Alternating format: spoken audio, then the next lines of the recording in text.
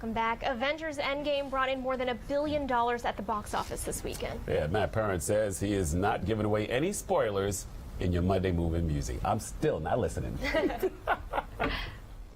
Welcome to another Monday. Over the weekend, the call of audiences assemble was heard and heeded.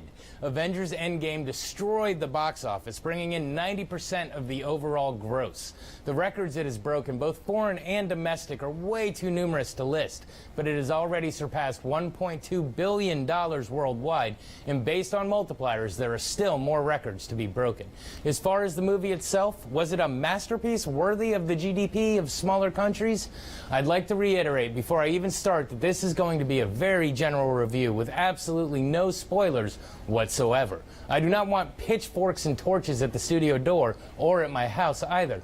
So if you are one of the few that haven't seen it yet, don't worry. I will give nothing away.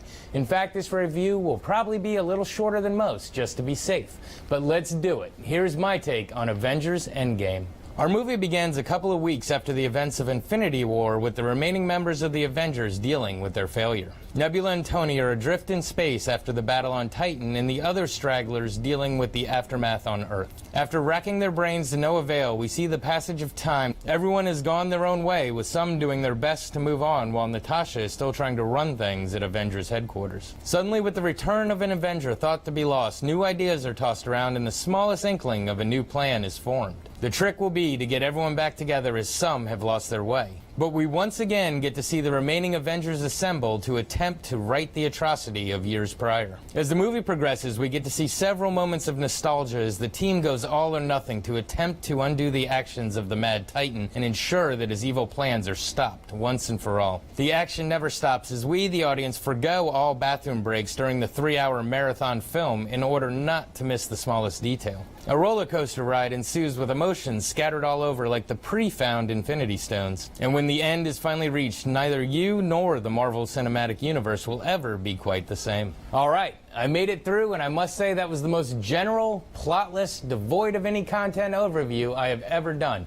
And I must say that I'm extremely proud of myself for it. But now it's time to toot the movie's horn instead of my own. We have reached the end of the Infinity Saga. 21 films have led up to this, the 22nd.